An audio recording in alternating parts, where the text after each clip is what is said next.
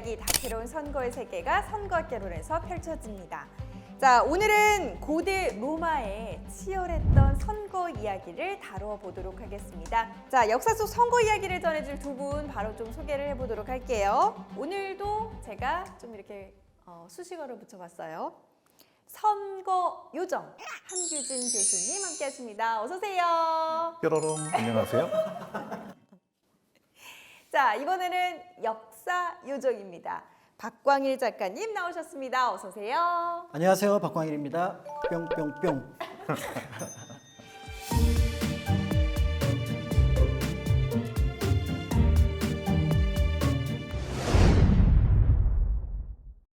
오늘 요정님들께서 또 열심히 소식을 또 재미있게 전해주시면 되는 겁니다. 다만 시청자분은 지금 토하는 분도 계십니다. 자, 두 분 요정님들 오늘 주제가 심상치가 않습니다. 로마의 왕 선거운동을 하다니요. 이 왕이 지금 뭐 선거의 피선거권자가 되었다 뭐 이런 이야기인 거예요? 그렇죠. 뽑히고 싶으면 사람들의 마음을 얻어야 하고요. 그래서 선거 운동이 필요했는데 로마의 왕이 되고 싶은 자, 지금부터 선거 운동에 나서라. 라는 내용으로 이제 시작을 하면 될 것 같습니다. 근데 이 고대 로마의 역사를 보게 되면 일단 왕정에서 공화정 그리고 제정으로 이어집니다. 맞죠? 뾰로롱 딩동댕. 어때요? 딩동댕. 맞아요? 딩동댕? 예. 자, 그렇다면 이 로마 왕 같은 경우 이제 선거 운동은 언제 있었을지 좀 살펴봐야 될 것 같은데 상식적으로 선거는 이제 공화정 때 있었을 것 같고 그럼 공화정 때 뭐 왕이 있었다 이렇게 이해를 뾰로롱 아니야. 아니에요? 그러니까 뭐 공화정하고 왕하고는 서로 좀 이렇게 매치가 안 되죠. 그러니까 로마 초기에는 왕정인데 그때부터 왕이 선거를 한 거죠. 근데 왕자를 두고 이 투표를 했다는 게 사실상 그것도 이제 왕의 권력이 이제 건국 초기는 굉장히 강하잖아요. 그래서 강해져야 할 시점인데 선거를 했다라는 게 사실상 좀 의아하거든요. 왜 그런 거예요? 맞습니다. 그러니까 이게 왕을 선거로 뽑는다? 이게 조금 어색하고 굉장히 조금 의외의 어떤 사건이라고 생각이 될 수 있는데요. 초기 로마는 왕이라는 존재에 대한 생각이 조금 달랐던 것 같아요. 예를 들면 이제 보통 한 나라의 왕 몇 명이죠? 한 나라의 왕은 넘버 원, only one, 한 명. 맞습니다. 지금 얘기하신 게 정확한데 올리 원이면서 넘버 원이에요. 이런데 이런 어떤 상식과 조금 달랐던 일이 고대 로마, 그러니까 로마 건국 직후에 일어나게 됩니다. 많은 분이 알고 있는 것처럼 로물루스 레무스 형제가 이제 늑대 젖을 먹고 자라다가 결국은 로물루스가 로마라는 것을 카피톨리노 언덕에서 이제 건국을 하게 되잖아요. 그런데 이때 이제 당연하게 자기는 왕이 됐으니까 이제 조금 지위가 있던 사람들은 원로원, 그다음에 일반 시민이 낼 수 있는 사람들은 이제 민회 이렇게 만들어서 우리가 알고 있는 로마의 왕정의 모습이 만들어지게 되는데 여기에 그런 과정을 거치면서 사람들을 모으기 시작해요. 그러니까 좀 주변에서 좀 힘이 있고 강하지만 조금 어떻게 보면은 쫓기는 사람들이 로마로 몰려들기 시작합니다. 그러니까 로마에 이제 약간 문제가 발생을 합니다. 그러니까 결혼 정년기의 남자들은 굉장히 많고 또 여성들은 부족하고 그렇죠. 그렇다 보니까 사빈이 여인들을 납치하게 되더라고요. 예, 그렇죠. 그래서 로물루스가 딱 생각을 해서 판을 깔아요. 그래가지고 그 넵투누스, 그러니까 바다의 신인데 그 축제를 열겠다. 모두 모이세요. 저기. 이거 뭔가 냄새가 그렇죠. 나는데? 지금은 코로나도 없습니다. 로마 시대입니다. 다들 모이세요. 이렇게 해가지고는 결국은 이제 그 축제에 모여들었던 여성들을 납치를 하죠. 계획적으로 그럼 납치를. 그렇죠. 사빈이족도니까 반격을 했을 것 같은데. 그럼요. 이거는 용납할 수가 그렇죠. 없는 거고 그리고 어떻게 보면 자존심의 문제잖아요. 네. 이에 따라서 이제 몇 번의 전투가 벌어지게 되는데 이제 이 상황이 굉장히 난감했던 사람이 앞에 잠깐 얘기했던 사비니의 여인들이에요. 그래서 그 그림을 보면 한 여인이 이렇게 양쪽을 막고 있잖아요. 그렇죠. 그러니까 이제 한쪽을 맡고 있는데 그 흰 옷을 입은 여성이 이제 헤르실리아라고 하는 여성인데 이 여성의 오른쪽에는 이제 방패를 들고 있는 로마라고 하는 방패를 들고 있는 사람이 있어요. 이 사람은 남편입니다. 로물루스. 그런데 반대편에 좀 나이가 들어 보이는 역시 서로 칼을 겨누고 있는 이 사람은 아버지예요. 어떡해. 친정 아버지. 그러니까 자기로 볼 때는 로마 편을 들 수도 사비니 편을 들 그쵸. 수도 없는 상황인 거죠. 그러니까 이 여인의 마음을 대변해주는 존재가 누구냐면 딱 한 명, 관객들을 바라보는 존재가 있어요. 애기예요.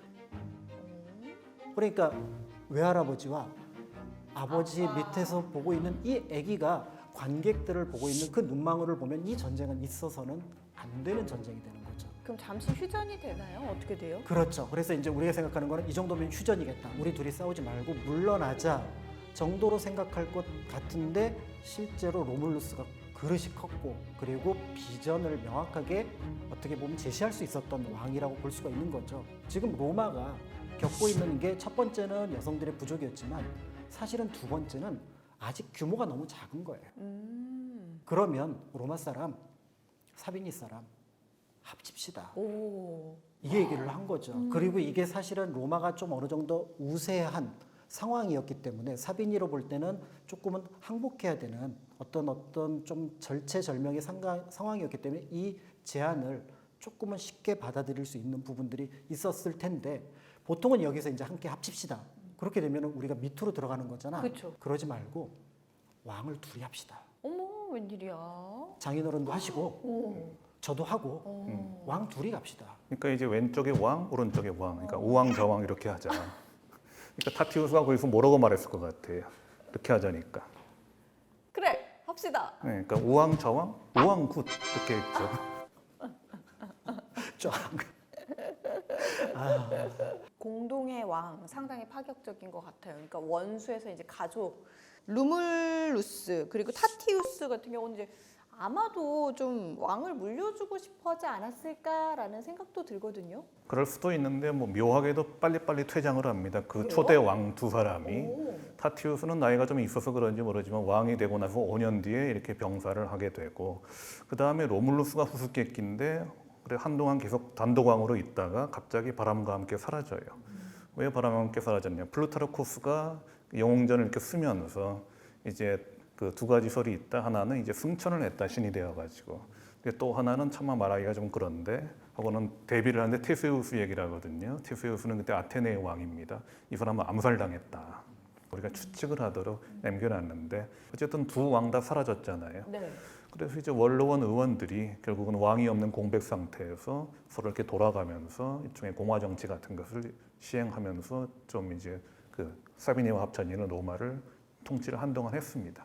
그렇게 쭉 한동안 또 나라를 운영해도 되지 않았을까 싶은데요. 근데 아무래도 보니까 그 사비니파하고 그다음에 라틴파, 로마파라고 할 수 있겠죠. 그쪽하고 좀 대립이 자꾸 나타나는 거죠. 너무 우왕좌왕이 됐기 때문에 이제는 우리 그냥 단독 왕으로 가자 이렇게 된 거죠.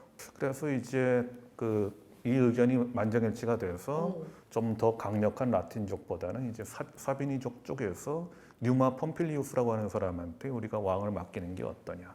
우왕굿 해가지고 또 이렇게 그 사람이 제 2대 왕이 됩니다. 만장일치였기 때문에 뭐 이분 입장에서는 선거운동도 따로 필요 없었을 것 같은데요. 네, 선거운동은 필요 없는데 뜻밖의 반응을 보입니다. 어떤 반응? 이제 그분이 이제 굉장히 덕이 많고 네. 그래서 많은 사람들의 지지를 받아서 만장일치로 추대가 됐잖아요. 네. 내가 나이가 많다. 안 하시겠대요? 네, 뭐 못하겠다고 얘기를 한 거예요. 나이가 그때 많다 그러는데 몇 살이냐면 네. 40살이에요. 아 근데 과거라서 그런가? 지금은 100세 시대지만. 그렇죠. 그래서 이제 처음에는 누마 폼필리우스가 못하겠다라고 얘기를 했지만 결국 이제 2대 왕으로 즉위를 하게 되고 사실은 이제 로마가 자리를 잡는데 굉장히 큰 역할, 예를 들어 뭐 종교적인 행사를 정리를 한다든지 이런 과정들을 거치게 되면서 그 다음에 어떤 발전의 어떤 발판을 놓았던 왕이라고 이제 평가를 받게 되는 그런 인물이기도 합니다. 이 고대 로마에서 왕의 의미는 조금 달랐던 것 같아요. 그러니까 선거 군주제적인 모습도 있고요. 그리고 이민족들을 다 포용한다 그런 모습이 이 왕정에서 나타나는 거예요. 로마 7왕이라고 해서 이제 초대 그 두 사람까지 포함해서 7대가 왕을 하거든요. 그런데 처음 두 사람은 이제 아틴게 로물루스하고 타티우스 사비니 이렇게 있었던 거고 2대 누마는 방금 이제 사비니에서 나왔잖아요. 3대, 4대까지 계속 사비니 출신이 합니다. 오. 그리고 4대부터는 라틴으로 가느냐 하면 그것도 아니고 다 사비니. 에트루리아라고 해가지고 오. 그 또 병합을 합니다. 완전히 병합된 건 아니었지만 에트루리아 출신이 4대, 5대, 그러니까 5대, 6대, 7대까지 하는 거예요. 그게 어떻게 보면 시오노 나나미 같은 사람이 로마가 왜 위대해졌느냐? 그것은 포용을 통해 가지고 널리 사람들을 받아들여서 그렇게 위대해진 거다. 그런 말이 거기에 잘 맞는 것 같습니다. 계승도 되고 선출도 된 셈인데 그렇다면 로마 왕정과 공화정이 큰 차이가 없는 거 아닌가요? 그런 생각이 드는데. 꼭 그렇다고는 볼 수 없는 게 왕은 왕이거든요. 그러니까 일단 왕이 한 번 됐으면 죽을 때까지 임기가 보장이 되는 거죠. 군사 지휘권도 이 사람이 갖고 행정부 수반으로서의 권한도 이 사람이 하나 갖고 그리고 법률도 만들 수가 있어요. 이 대제사장 즉 종교의 지도자로서도 왕이 그걸 겸합니다.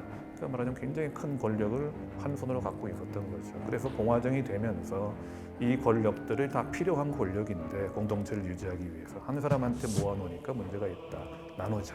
해가지고 행정권이나 분사권 같은 경우에 있어서는 이제 집정관한테 주고 그리고 임기를 정확하게 지켜가지고 어느 정도 임기가 끝나면 또 물러나도록 하고 그런 식으로 바꿉니다. 앞서 지금 살짝 이야기했었지만 집정관 같은 경우는 선거로 뽑고 임기가 있다라고 이야기를 하셨잖아요. 그게 네. 무슨 이야기예요? 그러니까 민회에서 투표를 합니다. 집정관이. 그러니까 원로원에서 투표를 하는 것은 너무 귀족들, 원로원 하면 귀족들의 좀 엘리트들의 이제 집단이 될 수가 있기 때문에 그러면 그 집정관이 권력이 상당히 강한 사람인데 그렇죠. 그 귀족들하고 이렇게 너무 하면은 곤란하다. 그러니까 민회에서 오히려 선출을 해서 그것도 꼭 서로 한 사람이 되면은 집정관이 있으면 완전히 독재를 할 수 있기 때문에 두 사람을 뽑습니다. 그렇게 되고 또 임기가 딱 1년만 하고 또 평생에 단 한 번만 할 수가 있다. 이런 식으로 규정을 했습니다. 그리고 이제 두 사람의 집정관이 한 달에 교대로 이렇게 이번 달은 내가, 다음 달은 네가 이런 식으로 거기 교대로 근무를 하기도 했었고요. 어쨌든 철저히 균형과 견제, 그 권력 집중을 막자. 독재가 되면 안 된다. 그걸 철저히 지켰던 게 공화정의 원칙인 거죠. 그러니까 이제 흥미로운 부분들은 이런 로마의 영향이 그러니까 서유럽 전체에 큰 영향을 끼치게 되는데요. 사실은 이제 시간이 바뀌면서 그것이 이제 우리가 알고 있는 현대적인 정치 모습으로 많이 달라졌거든요. 그런데 그 2000년 전에 있었던 집정관 제도를 지금도 유지하고 있는 나라가 말도 안 돼. 있습니다. 지금 2000년이나 지났잖아요. 근데 유지를 그렇죠. 한다고요? 이 집정관 제도를 가지고 있는 세계에서 가장 오래된 공화국은 어떤 나라일까요? 1번 산마리노 공화국, 2번 산타클로스 공화국. 자, 고민할 것도 없습니다. 일단 2번 산타클로스는 내 마음속에 1번 산마리노. 뿅뿅뿅. 네, 정답입니다. 네, 그래서 이 산마리노 공화국, 그러니까 이제 세계에서 세 번째로 작은 나라라고 하더라고요. 한 60제곱킬로미터 정도 되는 나라인데요. 이탈리아 쪽에 있는 나라인데 공식 명칭이 가장 고귀한 공화국 산마리노. 이름도 굉장히 예쁘게 붙여놨습니다.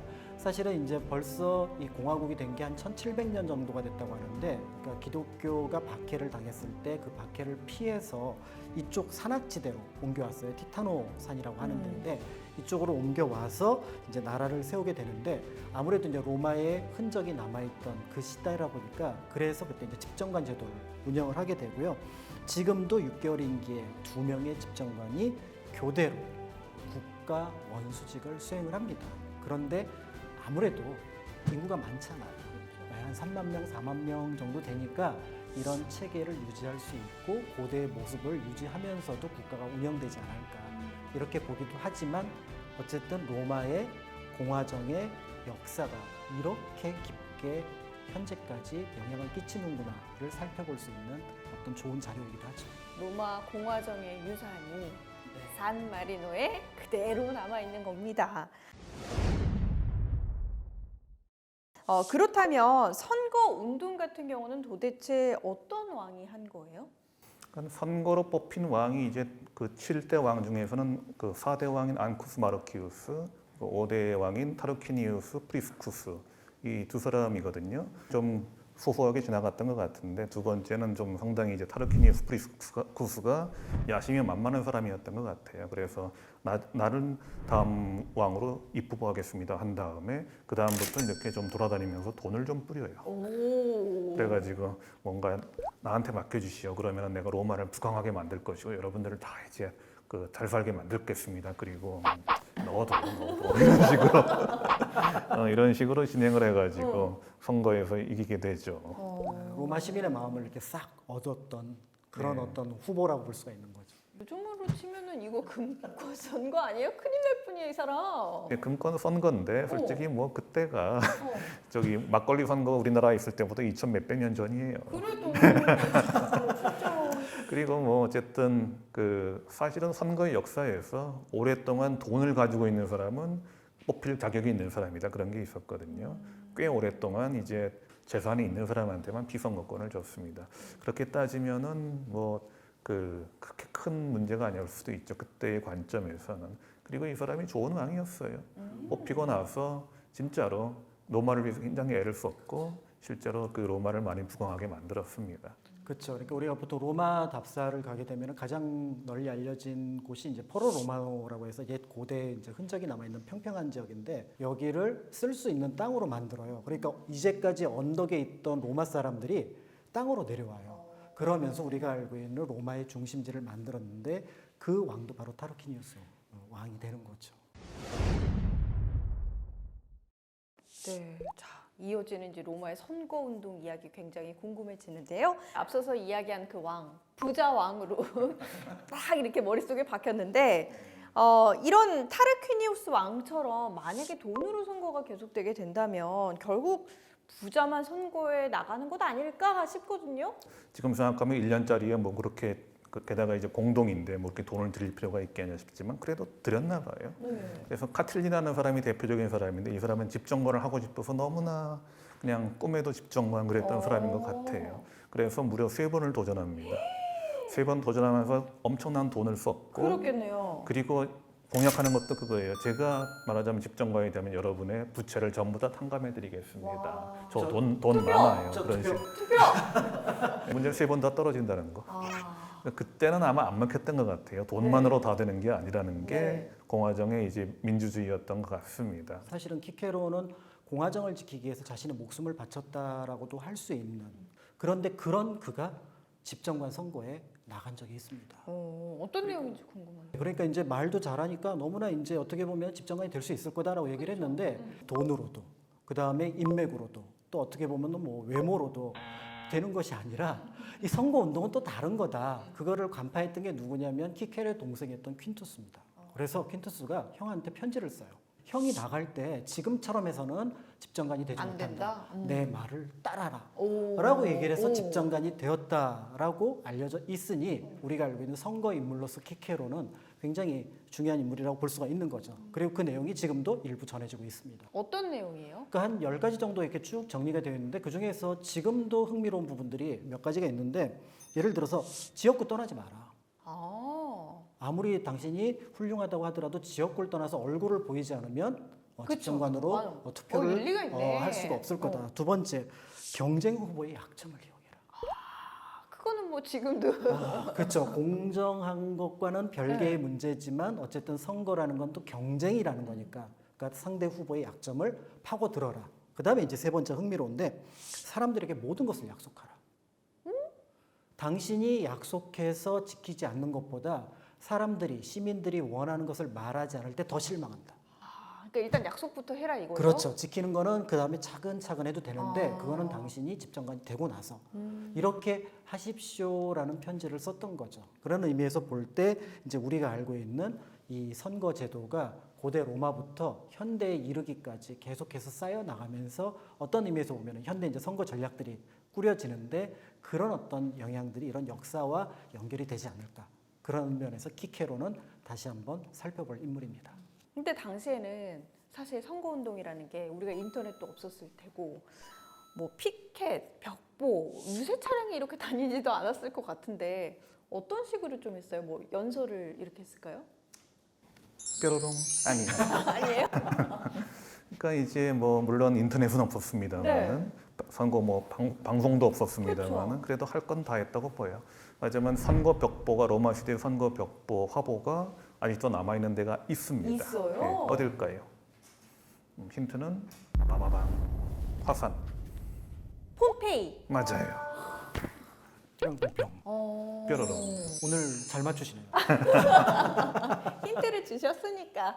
그 폼페이가 아시다시피 이제 베수비우스 화산이 폭발해가지고 그 모습 그대로 뭐 사람이고 건물이고 간에 다 화산재에 묻혀 있다가 발굴된 도시 아니겠습니까? 근데 그 벽에 보면은 이제 선전 문건, 투표 문구, 동료 문구 이제 그런 것들이 쓰여 있는 거예요. 뽑아주세요.